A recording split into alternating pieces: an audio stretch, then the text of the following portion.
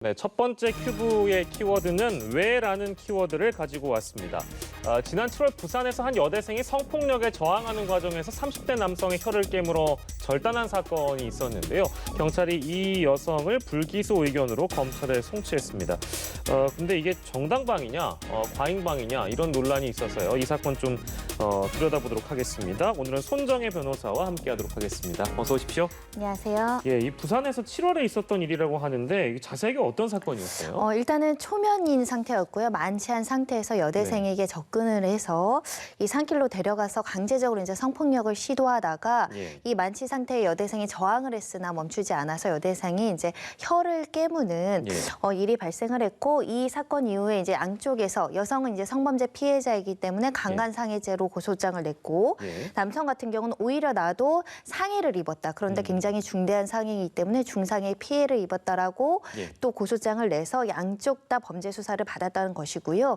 이 혀 절단으로 한 3cm 가량이 이제 찢어진 피해를 이제 그러니까 가해자 측에서 받은 상황이었습니다. 예. 근데 이게 이제 아까 제가 언급했습니다만 불기소 의견으로 경찰이 송치를 한 것이고 이제 어떤 해석이 있었기 때문에 이제 이런 조치가 취해진 것일 텐데 주요 쟁점은 그러니까 뭐 정당방위냐 과잉방위냐 이런 거에 대한 해석이 갈린 건가요? 그렇다면? 그러니까 이 남성 성범죄 피의자인 남성은 강간상해 강금 혐의로 이제 검찰의 유죄 의견으로 송치가 됐는데 이 여성이 혀를 깨무는 이 상해 행위가 유죄냐 또는 처벌할 수 있느냐 처벌하지 못하느냐에 가지고 이제 쟁점이 있었는데 결론적으로는 수사기관에선 불기소, 죄가 되지 않고 면책을 해야 된다.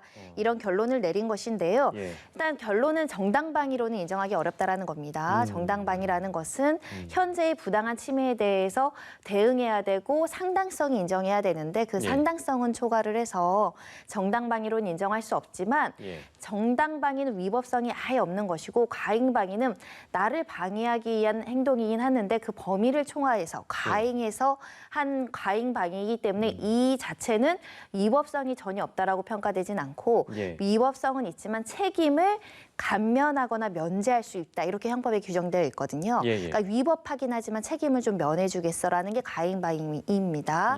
이 사건은 나의 어떤 강간이라는 성범죄에 대응하기 위해서 방해행위로서 남의 혀를 절단하는 상해 피해를 입혔지만 위법하다고 평가될 정도는 아니지만 그렇다고 범죄로 처벌할 수는 없다. 이런 결론에 이르렀습니다. 이 결론에 대해서는 변호사님 개인적으로 어떻게 생각하세요? 일단 우리나라가 정당방위에 대해서는 굉장히 엄격한 나라이기도 하고 예전에 그 절도범에 대해서 상해를 입힌 사건에서도 한번 논란이 됐을 사건인데 좀 아쉽기는 하지만 이 가잉방이라고 해서 모두 다 죄가 안 되는 것이 아니고 예외적으로 야간, 기타 불안한 상태에서 공포스럽거나 당황한 상태라면 이렇게 남한테 피해를 입힌 경우에는 벌하지 않는다 이렇게 되어 있거든요. 결론적으로는 죄가 안 되는 건 맞는 결론이지만 조금 더 자신의 어떤 성적 자기 결정권을 방어하기 위한 행동에 대해서는 좀 폭넓게 인정을 해주는 것도 좀 필요하지 않을까 생각이 드는데 70년대에 이런 사건이 있었습니다. 실제로 비슷한 사건인데 이 성범죄 피해자인 여성은 똑같이 혀 절단 행위에 대해서 징역형의 집행유예를 받은 적이 있었거든요. 성범죄의 가해자도 마찬가지로 징역형의 집행유예 사건이 있었습니다.